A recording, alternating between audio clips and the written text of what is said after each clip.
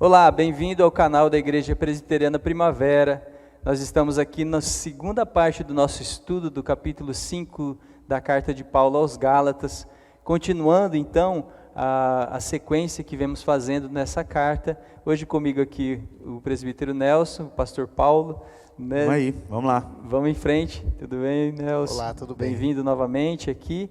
E hoje a sequência, já que na última aula, né, no bloco anterior, na parte anterior, nós vimos quais são as obras da carne. Hoje é o dia de falarmos sobre o fruto do Espírito, que é justamente o contraponto daquilo que Paulo aborda no começo aqui do nosso tema, nessa primeira parte, tudo de ruim, né, que os desejos produzem. Se você não assistiu a essa parte, pode até dar um pause aí, voltar lá e assistir a primeira aula, e para você compreender melhor o que nós vamos falar aqui na aula de hoje. Paulo escolhe aqui então imagens com muito cuidado. Primeiro ele fala dos frutos das obras da carne, e agora ele chama de fruto do Espírito.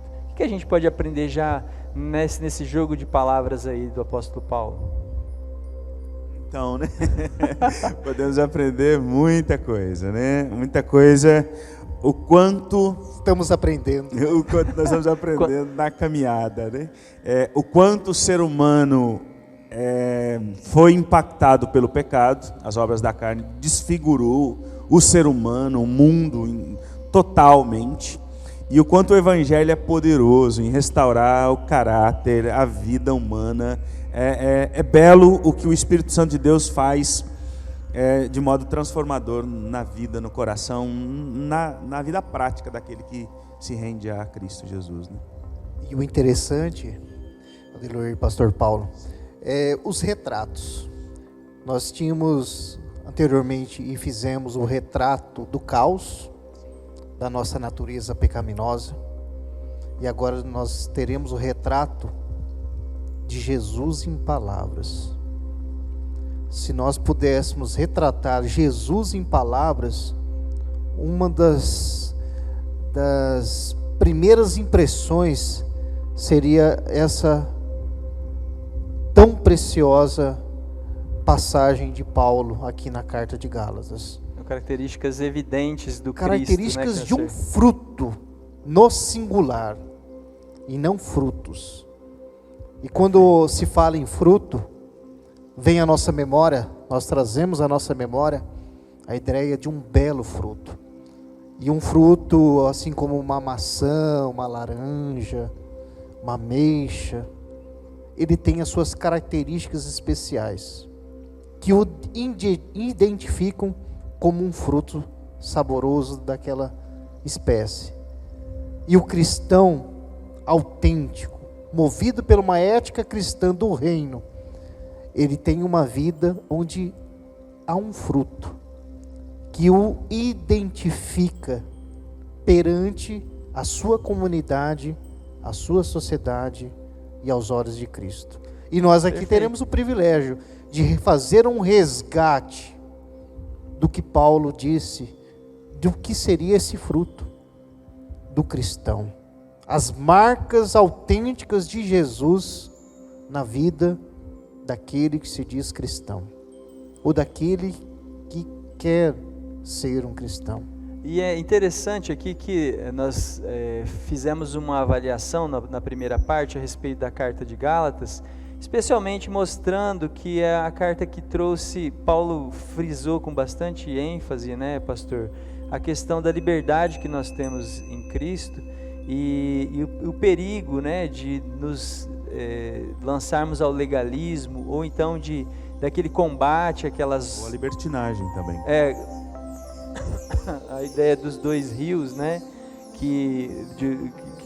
a ponte, né, com dois rios, um é o legalismo, libertinagem, e a libertinagem é a figura usada aqui nos estudos, mas a ideia que a gente tenta fugir também é a ideia de que o afastamento das obras da carne traz para nós a ideia de que somos justificados diante de Deus, e que a prática, aqui também corremos esse outro risco, de que evidenciando essas coisas que nós temos aqui, positivas no fruto do Espírito, nós também, pela prática automática dessas coisas e não fruto de uma vida transformada, pode também significar que essa prática me leva também à salvação por mim mesmo, né? Como separar essas duas coisas aí? Estou fazendo pergunta fácil para começar, as difíceis vêm daqui a pouco. Então tá bom, né? Não tem essa compreensão, porque o cristão, ele é consciente que por ele mesmo ele não produz nada bom, ele não caminha em direção à luz, ele caminha em direção às trevas mesmo, né? E que antes dessa meros comportamentos, há uma obra poderosa, há um sangue derramado na cruz, há uma vida do Filho de Deus que assumiu a nossa culpa e a nossa miséria, que está muito antes de gestos bons ou maus, né? A questão da nossa carne, mesmo que eu não produzir nenhum desses gestos, dessas obras, eu já estou condenado a uma eternidade sem Deus por conta do coração perverso. Até porque tem muitos ímpios que não estão nem aí para Deus, mas que vivem uma vida aparentemente saudável, boa, pacífica, tranquila. O Evangelho é mais do que isso. O Evangelho é graça para aquele que não conhece nada de Deus e é uma vida totalmente torta, e para aquele que é tão certinho que se acha melhor. Esse também precisa da graça pura e poderosa do Evangelho, né? Um autor escreveu um livro muito especial, A Vida Frutífera, o transbordamento do amor de Deus por seu intermédio, sobre esse trecho que nós estamos falando. E ele fala que o fruto do Espírito é um vestir das obras da graça, é tornar a nossa vida, o nosso mundo, que o Evangelho faz por meio de nós, um mundo melhor, nos tornando seres humanos melhores em todas as dimensões da nossa vida. É o Evangelho. E o contexto que estamos inseridos é um contexto de barbarismo, um contexto de fratura ética, um contexto de relativização completa de valores cristãos. E então isso nos traz a importância e relevância do resgate de uma vida onde um fruto do Espírito se revele, se desenvolva, né? Se desenvolva. É justamente e essa se desenvolva não de forma isolada. Em conjunto, o fruto do Espírito cresce numa unidade, né?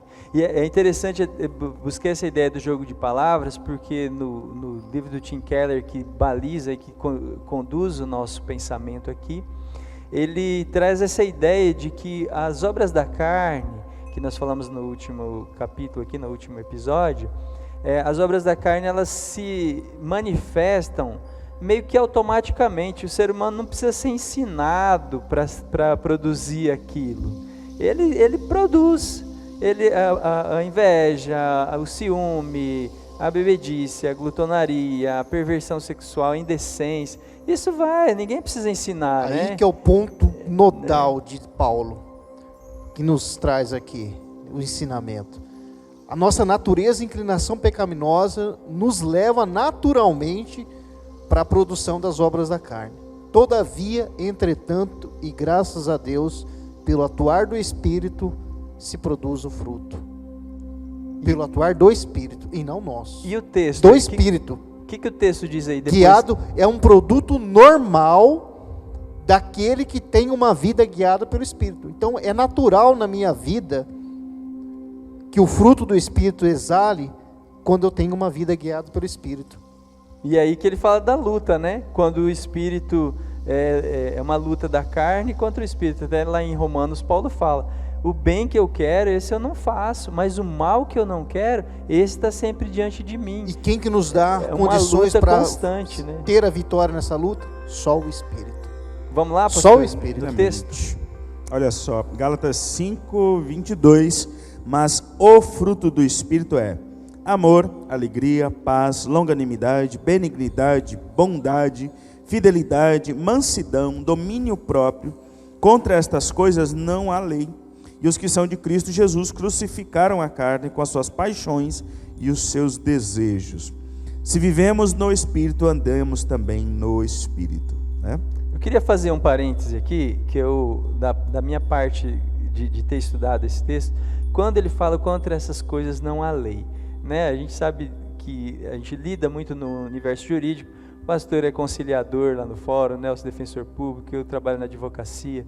E é interessante ver que quando Paulo fala contra essas coisas não há lei, você vai lendo as coisas que tem ali, não existe absolutamente nenhuma lei humana, terrena, moral, ética, não existe absolutamente nada que se oponha a essas virtudes que o Espírito produz no coração humano. Absolutamente não existe, não existirá. Não existirá, porque é a evidência, ou digamos que sai, né? É o que sai de nós, o que pode sair de melhor de nós, dos seres humanos, de qualquer pessoa, em qualquer civilização, em qualquer era, em qualquer época. O que de melhor nós podemos produzir está traduzido aí como fruto do Espírito de Deus. Isso é produzido pelo atuar do Espírito. Exatamente. Isso precisa ser O ser humano não produz. O ser humano não produz. E o ser humano, quando produz algo parecido, é para exaltar o seu ego. É o seu ego. Agora deixa eu fazer essa pergunta aqui então. Vocês dois podem aí ver quem responde, ou os dois respondem também. Pode ser produzido pelo Espírito essas virtudes em quem não é cristão? Ele pode desenvolver com os melhores cursos de vários, de procedimento, etiqueta, tudo mais. Mas o coração transformado habilidades, somente o né? A pessoa habilitada a ser cordial, sim, a ser generoso. Mas, como eu disse, o fruto do Espírito aqui é um conjunto de qualidades. Eu acho que é nesse aspecto a gente consegue... Todas são evidenciadas, não somente uma característica. Eu acho que é essa linha todas. Mesmo que... Então, quando se lê Vai lá, Nelson. todo o conjunto aqui do fruto do Espírito, eu preciso, a leitura correta eu vejo amor, eu vejo alegria, eu vejo paz, eu vejo paciência, delicadeza, bondade, fidelidade, humildade e domínio próprio. Todas essas características são notórias, notáveis na pessoa. Na pessoa que e tem não separadas, fragmentadas. Não seria assim, pastor? Perfeitamente. E aqui, novamente, eu não lembro mais o termo jurídico, mas essa lista também ela é apenas representativa. Exemplificativa. E não é exaustiva. E o autor aqui, Jerry Bridges, vai falar que provavelmente na Bíblia ele conseguiu captar 38 frutos que o Espírito Santo produz em nós, a partir do primeiro, que é esse singular, seria o ponto de partida, é o amor. né? É o ponto se não de tiver partida. amor na nossa alegria, se não tiver amor na nossa paz, é o amor que vai sendo como um cacho de pastor, uvas. já que o senhor tocou no ponto Vai aí. tão bonito e lindo que é o amor, e eu não poderia deixar de fazer aqui a recordação do Evangelho de 1 Coríntios 13. Opa. E aqui em 1 Coríntios 13 nós temos o hino ao amor cristão. Olha que coisa linda, Adeloer. Você que está nos ouvindo, assistindo.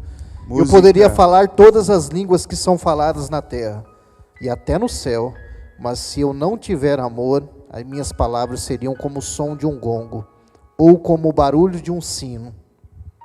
Poderia ter o dom de anunciar mensagens de Deus, ter todo o conhecimento e entender todos os segredos, e ter tanta fé que poderia até tirar as montanhas do seu lugar. Vejam bem. Mas se não tivesse amor, eu não seria nada. Poderia ter tudo o que tenho, e até mesmo entregar o meu corpo para ser queimado. Mas se não tivesse amor, isso não me adiantaria nada. Quem ama é paciente e bondoso. Quem ama não é ciumento, nem orgulhoso e nem vaidoso. Quem ama não é grosseiro nem egoísta. Não fica irritado, nem guarda mágoas. Quem ama não fica alegre quando alguém faz uma coisa errada, mas se alegra quando alguém faz o que é certo. Quem ama nunca desiste, porém suporta tudo com fé, esperança e paciência. O amor é eterno. Amém. O amor é a resposta para as obras da carne. O amor de Cristo em nós, o amor nosso para com Cristo, muda a história, muda o centro da vida do coração humano. É perfeita O amor está no coração do Evangelho, né, pastor? Sabe que interessante no estudo que a gente fez do livro do Tim Keller a esse respeito? Ele fala que o uso da palavra fruto aqui denota 4 coisas. A primeira delas é que o crescimento cristão é gradual. Muita gente que está nos assistindo, gente que frequenta a igreja e às vezes começa a caminhada cristã e fala, eu não consigo ter paciência, eu não consigo desenvolver essa área, mas por isso que usa a palavra fruto, porque você vai crescer nisso à medida em que você... É orgânico, é natural, ele tem vida lenta, mas ele vai produzir, ele vai crescer. Né? E o amor é um aprendizado, né? A arte de amar, de Erich Fromm, esse livro é maravilhoso. E ele fala, amor é uma arte, você não aprende música de uma hora para outra. Né? É uma arte, é uma vida rendida a aprender a amar. O cristão é alvo de tanto amor que ele precisa transbordar amor, embora nós estamos aprendendo nessa escola. É a segunda parte, ele fala exatamente isso, pastor. Se a primeira é que ela é gradual, a segunda é que ela é inevitável. Uma vez que o Espírito Santo habita no nosso coração, que a gente compreende a mensagem do Evangelho, que o amor de Cristo nos enche, nós começamos isso. Talvez um seja mais célere que o outro, talvez um seja mais evidente que o outro, mas o fato é que é gradual, é inevitável, o crescimento vai acontecer. A terceira coisa que ele fala é que o fruto ele tem raízes internas. Ele fala isso nada tem a ver com os traços e características, mas com uma transformação muito mais profunda. Ele dá o exemplo aqui da macieira. As maçãs dão vida à árvore? Não. Ele fala, se você amarrasse maçãs nos galhos de uma árvore morta, isso não lhe daria vida, porque ela vem de dentro e os frutos eles brotam a partir da seiva ali, da produção orgânica da planta. Então é uma imagem muito bonita, né? É uma imagem que remonta ao Salmo 1, de uma vida arraigada na lei de Deus, na moral de Deus, na vontade de Deus, que produz frutos de vida transformada e mudança de vida. Jesus usou a metáfora de fruto em diversas passagens. Sem dúvida. Essa não é a primeira. E Paulo, ele utiliza o que Jesus já tinha utilizado e utilizou ao longo da sua caminhada neste mundo. E Efésios 5:9 é um retrato também dessa questão. Pois a luz produz uma grande colheita de todo tipo de bondade, honestidade e verdade. E olha só, é interessante porque a ideia de fruto, né, tão utilizada por Jesus, usou, quais que vocês se lembram aí? Usou a uva, né, a videira, usou a figueira, o grão de mostarda, usou várias analogias para mostrar que essa ideia de que, como ele diz aqui, é gradual, é inevitável, tem raízes internas, e uma coisa que você já abordou aqui, que ele fala também, que o crescimento é simétrico. O fruto do Espírito, ele cresce. Então, quem cresce em amor, também cresce em paz. Quem cresce em amor e paz, também cresce em alegria. Quem cresce nessas 3 coisas, também cresce em domínio próprio.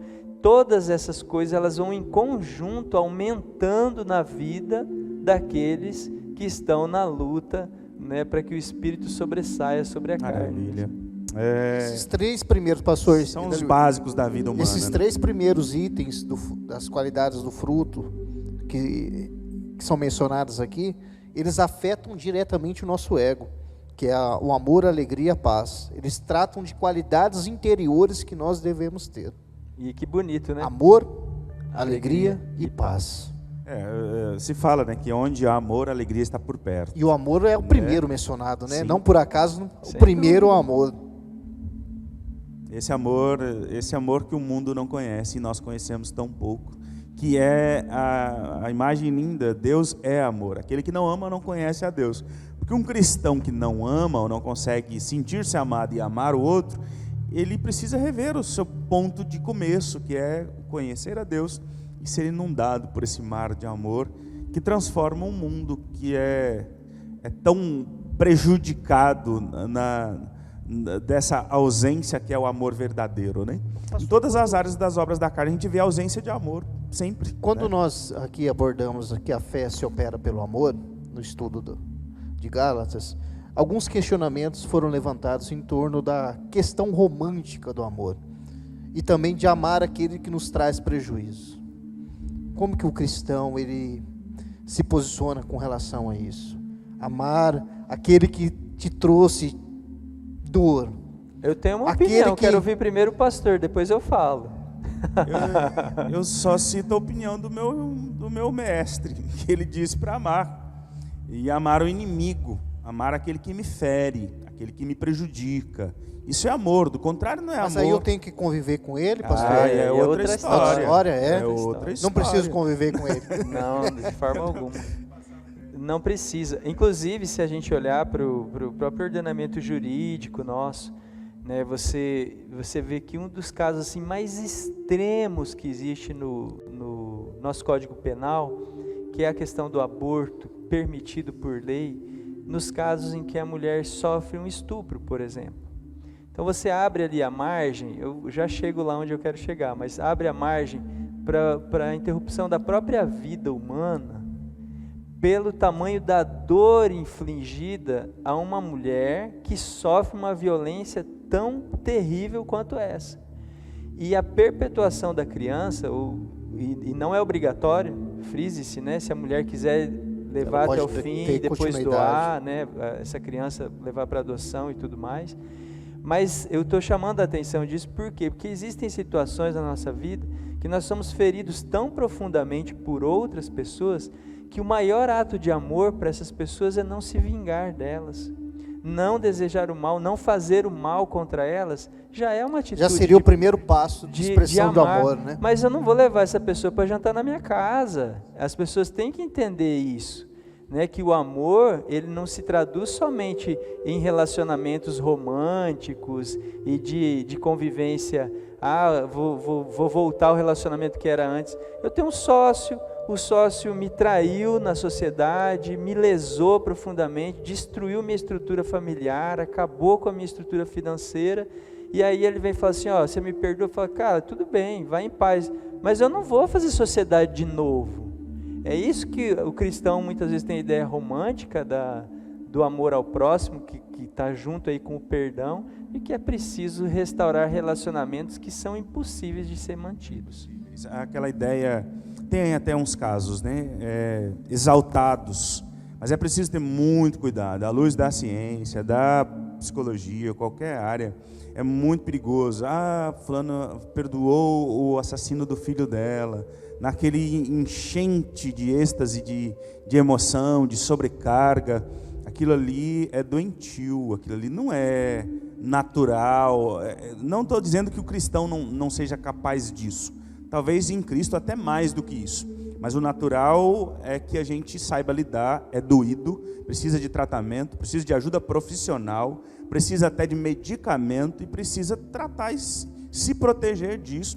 Eu vi um filme essa semana muito pesado. Só um parênteses, por isso que eu trouxe a ideia da mulher que sofre a violência, porque como querer que uma mulher dessa depois não perdoa e volte a conviver? Não tem essa possibilidade. E como que eu né? quero Pode concluir. definir você de algo tão profundo, tão agressivo, e eu digo que é melhor para você? É umas coisas que a gente não sei onde que Mas a gente tem igreja leu por isso. aí que leva tem, a pessoa lá na frente e fala, ó, você tem que nome do perdoar, evangelho. você tem que voltar e assim por Uma diante. vida enraizada no Evangelho, ela deve trazer uma repercussão moral e ética. Nós tratamos isso Perfeito. quando estudamos as obras da carne. Então, temos que ter cuidado com o barbarismo moral que impera no nosso meio contemporâneo. Algumas bandeiras, algumas mensagens, elas conspiram diretamente contra o Evangelho, contra o fruto do Espírito. Defender o ódio, defender a destruição do próximo, aniquilar aquele que pensa diferente, destruir num grau de indignidade aquele que comete um crime, isso não tem nada a ver com o Evangelho. Isso não tem nada a ver com justiça. Exato, Isso por tem isso que tudo a ver com castigo, com por isso que- vingança, por isso que com o mal combatendo com o mal. a sociedade criou mecanismos de punição para quem erra, o que causa, né? Isso é bíblico, a cidade de refúgio, cidade de isso do refúgio. Antigo Testamento. O apóstolo Paulo fala, ó, se você está fazendo uma coisa errada, não se assuste se o policial vier e te prender, e te algemar. Exatamente. Se você está devendo para alguém, vai e paga, porque senão o verdugo vem e arranca tudo que você tem. Está lá escrito, são regras da convivência. Então a gente criou mecanismos de punição, de afastamento do perigo. Então o que faz a nossa sociedade sobreviver dessa forma é amar essas pessoas, mas desejar também que elas sejam punidas pelos seus erros, como forma de manter uma convivência social. Não estou aqui falando que Não, nós eu temos entendi, que ter criminosos de estimação e a ponto de expressar, cantar esse hino de amor. Mas é bom você falar isso, porque essa é uma visão deteriorada a respeito de quem prega esse amor de tolerância e de que haja uma aplicação da lei correta. Aplicação quem fala isso da lei automaticamente, correta. não, você está a favor, não é dentro ninguém está dos falando limites isso. do respeito à dignidade. Isso. E o amor... Você perde a liberdade, mas não perde o respeito à dignidade. Perfeitamente. O amor não sobrepõe a justiça. Exatamente. Não sobrepõe a justiça, só que justiça não é vingança. Exatamente. São Exatamente. muitas áreas. Só que também não há como identificar uma igreja que defende o amor, quando na prática ela apoia a pena de morte. Apoia, por exemplo, a relativização de algumas garantias da humanidade, enquanto humanidade em razão de ser, de existir. Acho que é uma pauta bem... Então, acho que vocês queriam uma polêmica para gerar views, né? Já começou. Mas a ideia, eu acho que quando a gente fala uma igreja, né, é muita coisa, né? Porque primeiro que a igreja normalmente ela não se posiciona como instituição a respeito dessas pautas, e algumas pessoas pensam assim, né? E essas pessoas, é interessante que uma pessoa que tem uma visão tão extremista de um determinado assunto e que está convivendo aqui com a gente, amanhã ela pode pensar diferente. E ela é alvo do amor e eu também sou alvo do amor dela, pensando diferente dela. Esse aqui é o ambiente da tolerância. Esse aqui é o ambiente da convivência pacífica, porque aqui no nosso meio impera a lei que atua pelo amor. E é a primeira lei acima de todas as demais. Exatamente. Eu preciso amar aquele que pensa diferente de mim. Essa é a igreja. Senão eu vou estar caindo naquele obras da carne das facções. Vou criar facções, dissensões, porfias, discórdias, ira, e por aí vai. Falta de amor em suma, né? Então olha só que interessante, quando ele fala dessa simetria, ele fala que é impossível que alguém haja de determinada forma. Eu avancei aqui no amor ao próximo, né, mas eu não tenho domínio próprio. Ele fala que não é assim que funciona. Né? Quem começa ou não tem mansidão. Eu não tenho mansidão. Então, quem começa a desenvolver o fruto vai desenvolvendo. E aqui a gente entra diretamente nos frutos, né? Porque a gente precisa também falar sobre eles. O primeiro, a gente não vai voltar aí, mas eu gostei do contraditório aqui, né? Que a falsificação, o amor a gente abordou aqui o que é, né? Esse amor que se doa, né? Inclusive, falei sobre isso na última mensagem aqui, que o amor sacrificial é o ato mais belo produzido pela raça humana. Não existe nada mais bonito a ser feito como ser humano do que o amor sacrificial, que é aquele que Jesus nos ensinou de dar a vida pelo nosso próximo. Né? E foi isso que ele fez e mostrou esse amor de forma tão contundente na cruz para chamar a nossa atenção para a grandeza disso. E a falsificação, né, do amor é o afeto egoísta, em que você é atraído por alguém que o trata bem devido ao modo como essa pessoa faz você se sentir acerca de você mesmo. Então amar vai muito além do que buscar os nossos interesses no outro, né, pastor? Perfeitamente, perfeitamente. O amor é uma entrega, é dar-se completamente. A definição de amor é a cruz, né? É a cruz de Cristo. Ele assumiu pecadores, miseráveis, condenados a caminho da condenação eterna. E ele deu-se A única palavra que define isso é amor, ágape. É uma entrega profunda e bela que o ser humano não consegue compreender. Ele tem dificuldade porque ele ama o outro a partir dele mesmo ou para que ele esteja incluído de alguma forma, beneficiado. Isso o não é amor de amor. Deus, o que Isso Deus é um- podia esperar de mim para me amar, né? Isso é graça, é um amor que se doa, que se entrega a pecadores. E o que é o contrário de alegria? O que é o contrário de alegria? Oposto, ele diz aqui, Tim Keller diz que é a desesperança ou desespero. Achei brilhante Né? isso, pastor. É a mesma raiz. Não é tristeza, né? Não é tristeza. Porque você fala, Né? quais são os antônimos? Ou você está alegre ou você está triste, mas não. O contrário de alegria é desespero. É desespero. Quantas pessoas que estão desesperadas hoje, que podem estar nos assistindo aqui e que vivem nas suas casas, talvez um desespero interior, escondido, oculto dentro da alma, sem razão, sem motivação até para continuar vivendo, e que o que elas precisam E como é nós, encontrar alegria. viu, Olha que Deler, como interessante. nós depositamos a nossa falsa sensação de alegria em coisas que não poderiam e não dão de nenhuma forma alegria. E aí o que Ou leva, dão o alegrias que produz passageiras, né? desespero. Quando eu deposito a minha fonte de alegria, entre aspas, em coisas erradas, o resultado disso é desespero. É desespero. Por isso que o contrário de alegria não é tristeza, é desespero. Porque eu deposito a fonte da alegria que deve ser buscada plenamente em Jesus, na sua palavra, nos relacionamentos cristãos que Jesus nos orienta a cultivarmos. Coloca em coisas, né, Eu em coloco pessoas, outras né? coisas nesses lugares que Deus nos ensinou que deveriam ser ocupados pelas coisas dele e não coisas da terra. Olha aí, e aí, pastor? Maravilha. Essa palavra é muito bonita e ela é uma palavra forte. A alegria, charis no grego, é a raiz de graça, da palavra graça, né? Que é uma obra de Deus a pecadores que não conseguem produzir por si mesmo. O ser humano não produz alegria, ele é carente dela, né? Ele fala que a alegria é o deleite em Deus pela pura beleza e valor de quem Ele é. É em Deus, é uma obra de Deus me convidando para desfrutar daquilo que Ele é. Por isso que o cristão é alegre em circunstâncias desfavoráveis. E o tanto que o né? capitalismo nos trouxe aí a maquiagem do que é ser alegre. Sim. Porque o sentimento de consumismo insaciável gera essa frustração da busca da alegria, que não consegue ser saciada nunca. Né? Porque eu adquiro aquele determinado bem, que naquele momento seria a realização plena da minha alegria, imediatamente já tem outro que Já tem substitui outro desejo. aquele bem, Exatamente. e que gera o quê?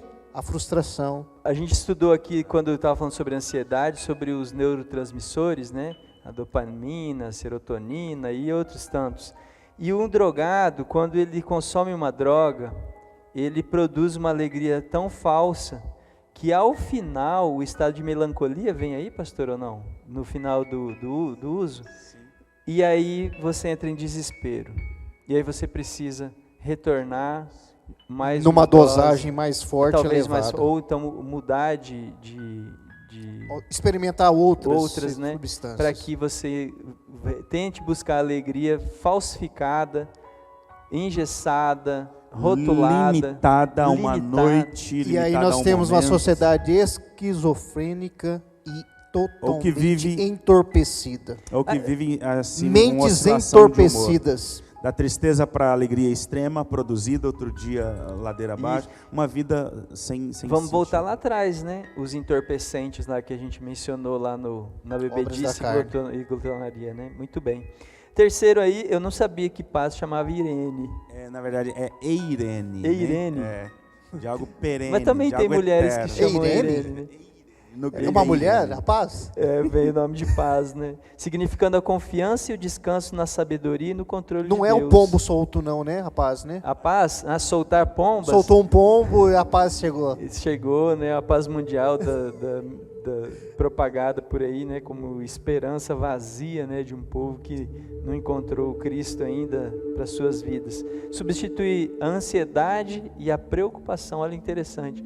Quem vive ansioso e preocupado não está em paz. E a paz é um fruto que o Espírito dá, uma das partes do fruto que é produzido em nós pelo Espírito Santo. Deus nos chamou para a paz. Sim, Ele é o príncipe da Pastor paz. Paulo, domingos anteriores à noite, retratando o belíssimo nascimento de Jesus, a obra magnífica de Deus em nosso favor. Porque Ele é a nossa paz, né? Ele é o príncipe E a da paz na terra para as pessoas a quem Ele quer bem. Pastor Paulo disse muito bem. Quando nós gloriamos a Deus, o que nós recebemos, pastor? Paz, mais paz, né? Quanto mais eu glorifico, Quanto mais eu glorifico mais a eu Deus, recebo mais eu paz. tenho o quê? Graça e paz. pra Graça e vida. paz. E a gente canta isso também, né? Essa paz que eu sinto em minha alma não é porque tudo me vai bem. E a paz de Deus excede a todo conhecimento. E por aí vai, né? Coisa linda, A é bonito paz, demais. o fruto, ou seja, o Espírito Santo nos leva para o jardim, nos leva para o Éden. Paz é essa harmonia de Shalom, que é uma antecipação da eternidade. Deus já está nos preparando para isso. Mas como pra ter encontrar paz com no Ele. meio de tanto tumulto, pastor? Tanta inimizade, tanta cola, tanta crise, o dólar aumentando, a gasolina R$7.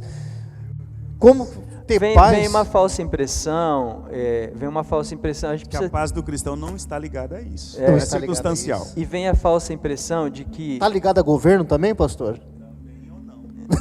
Acima do o governo muito pode acima, né? complicar muito, né? Tirar muito a nossa paz, né? Através das ações, porque a Ou Bíblia dar fala... falsas pazes. Inclusive... Bolsa de valores também? Inclusive a ideia de que ele pode ser gerador de paz, né?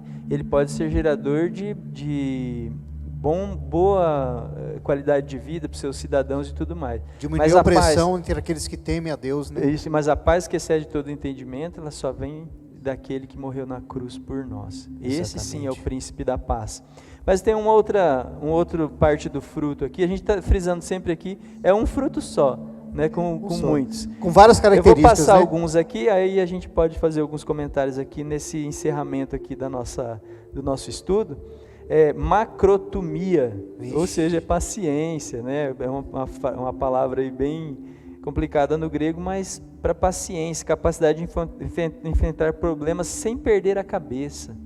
Isso é uma coisa que tem que pedir para Deus, né? Onde Senhor, vem me isso? ajuda. Como que é forte na natureza masculina diante dos problemas? Explodir, né?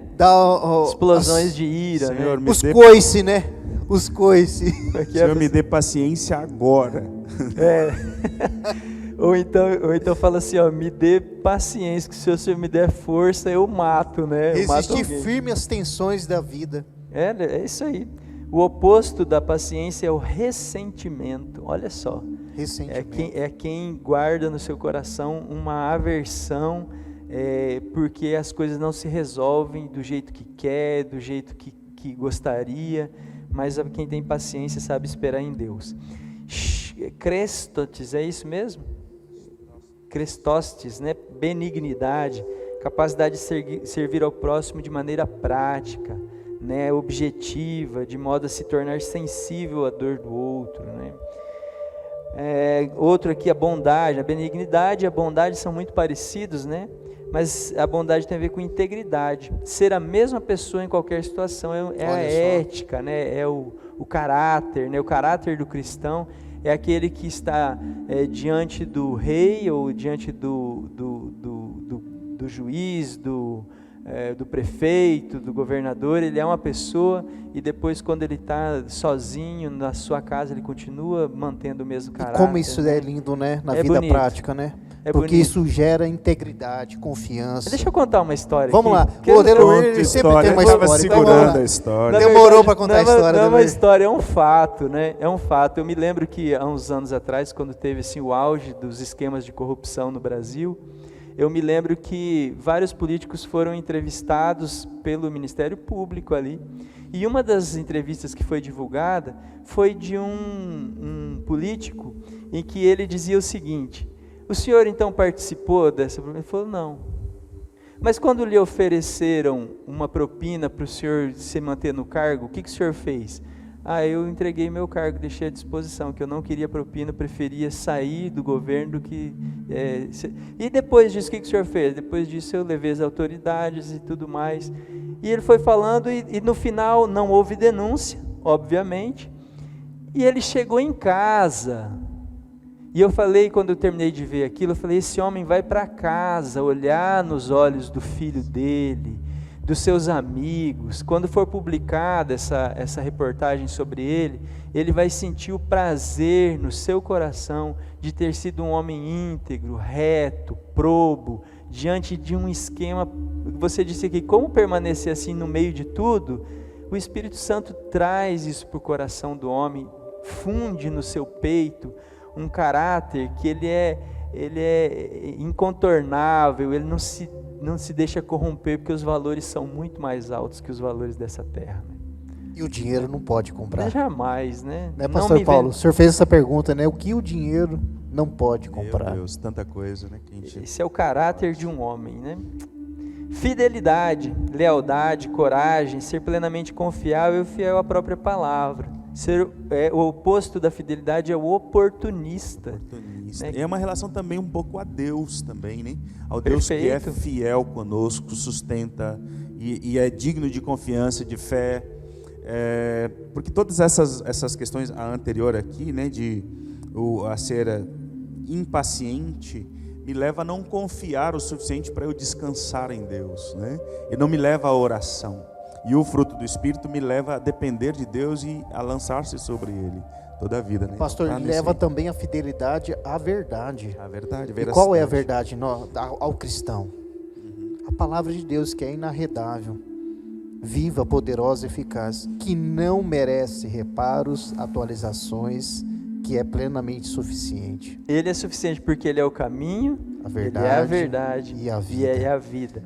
E no dia que ele foi perguntado a ele o que é a verdade, isso. Né, pastor? O que é a verdade? O que é a verdade foi perguntado para Jesus, né? E a própria verdade estava encarnada na frente de quem perguntava. Eu sou a pessoa.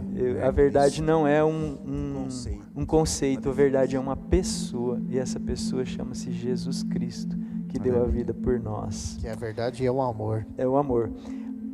Amabilidade, né, em outras versões, humildade, tudo mais, significa abnegação. O oposto é ser superior ou voltado ao próprio interior. Né?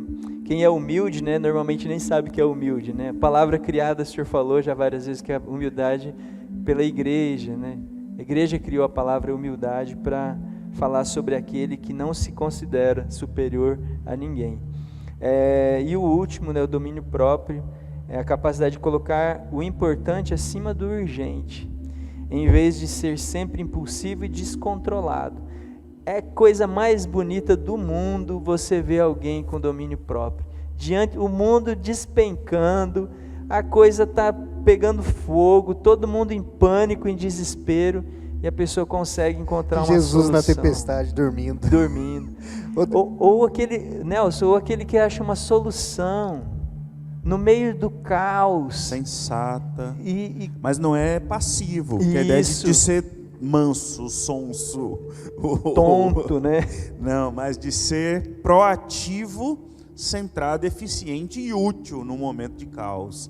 É o cristão. Olha para o mundo caído, quebrado, e a luz do Evangelho nos conduz a viver em família num mundo que debandou completamente, a celebrar as virtudes, a fé, a moral.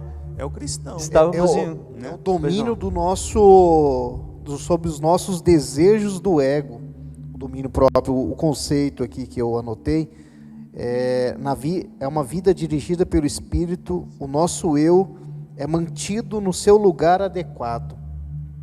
Jesus é o maior exemplo de domínio próprio, pois jamais enfatizou sua própria vontade, mas nunca deixou de impressionar os demais com o poder da sua personalidade. Um conceito equilibrado do eu. Esse é o domínio próprio. Um exemplo que eu trago aqui para nós, nós estávamos no conselho de uma igreja, fazia parte do conselho, e nós entramos numa solução que era praticamente insolúvel na época. Havia um imóvel gravado de ônus e tinha dívidas a serem pagas. E nós entramos assim num desespero entre nós mesmos. E começou todo mundo a chorar. Imagina, eram 5 presbíteros, todos chorando. O pastor também, uma angústia profunda.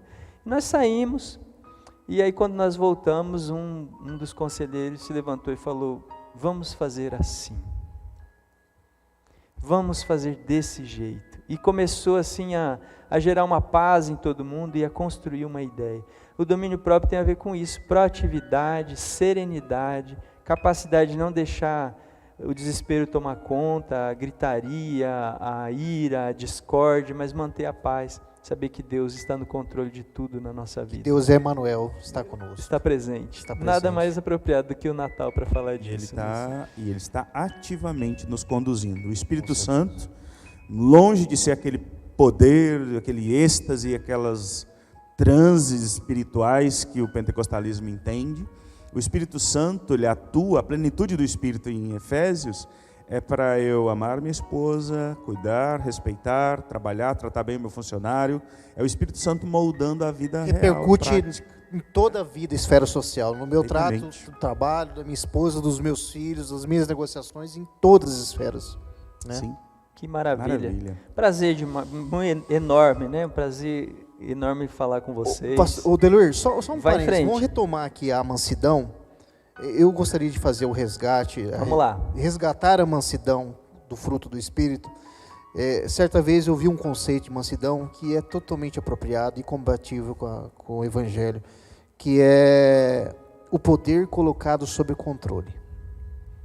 Ter uma vida mansa é utilizar aquele poder que eu acho que eu tenho diante daquela situação, mas ele é controlado por Deus.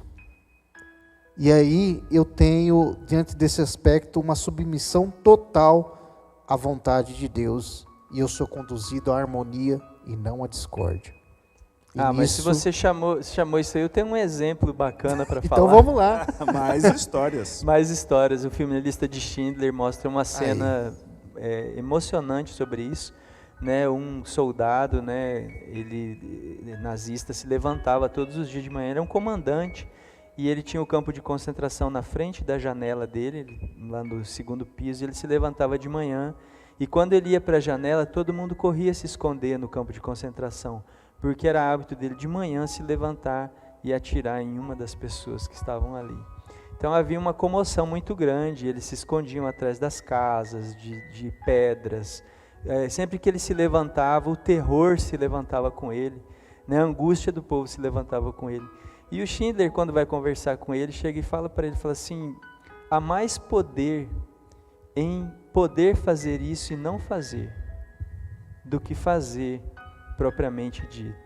Você será um homem muito mais poderoso se demonstrar às pessoas que pode fazer, mas se puder conter isso, recolher a mão, em mansidão, em domínio próprio, e especialmente em amor ao próximo. Tem uma cena da Lista de Schindler que me chama a atenção também, o quanto o ser humano é egoísta, é mau, que o judeu fala pro chefe lá como que deve fazer, como deveria ser feito, que ficaria melhor, uma cerca, e ele ouve e fala: mata ele. Aí matou ele, falou: agora faz do jeito que ele falou. O quanto o coração é horrível. Mal, precisa da graça de Deus. Eu tenho vivido assim, eu tenho tido um pouco de contato com essa literatura e a gente deve conhecer bem essa história para ela nunca mais se repetir. Exatamente. Né? A história de horror Exatamente. e ódio. Né? Meus irmãos, muito obrigado, né, por esse tempo aqui. Eu sempre falo volto a falar que nós, né, eu mesmo sou muito mais abençoado por esses momentos aqui do que talvez abençoar as pessoas, né? Começa por nós, e que isso seja, né, flua aí para as pessoas que estão nos assistindo também nas suas casas aí. Muito obrigado, né, pela sua audiência, por ter ficado até agora com a gente. Pastor Paulo. Nós estamos no comecinho do ano, né? Deus nos abençoe, nos dê um ano novo, cheio da graça de Deus mesmo, e que a gente possa evidenciar os frutos do Espírito sobrepondo as obras das trevas, das obras da carne, né? Russell Shedd falou isso, que avivamento é quando o Espírito Santo de Deus, ou os frutos do Espírito, sobrepõem muito as obras da carne. Isso é um avivamento, que a nossa vida transpire isso nessa cidade, em cada espaço. Que seja assim, né? Que esse próximo ano seja reflexo disso na nossa vida, nessa luta nossa, né? Que Paulo nos deixou aqui as pistas, né? Lute contra essas coisas, desenvolva essas outras e você vai ter uma vida plena, uma vida de alegria, felicidade e paz. Pastor, o senhor faz a oração final e assim que o senhor orar está encerrado. Um grande abraço para você, Deus te abençoe, feliz ano novo aí, esse programa vai ao ar bem aí no comecinho do ano. Deus abençoe sua vida, em nome de Jesus. Amém. Obrigado, Deus, porque o Senhor é bom e a Tua Palavra mostra para nós o quanto nós precisamos desfrutar da Tua bondade em nós, das marcas do Teu caráter, dos Teus atributos que o Senhor comunicou a nós, que o Senhor nos ensina por meio da Tua Palavra e que o Senhor produz em nós por meio do Teu Espírito Santo. Éramos quebrados, sujos, ó Deus, distante da Tua vontade, mas o Senhor está dia após dia moldando o nosso caráter, nos fazendo, como a própria carta aos Gálatas nos ensina, a medida e estatura de Cristo, ou conforme o caráter do próprio Cristo em nós. Que o Senhor age naquilo que o Senhor vê. Muitas coisas nós nem sabemos, o quanto somos falhos, mas o Teu Espírito Santo, que atua de maneira viva e poderosa e transformadora, muda o nosso coração e a nossa prática de vida.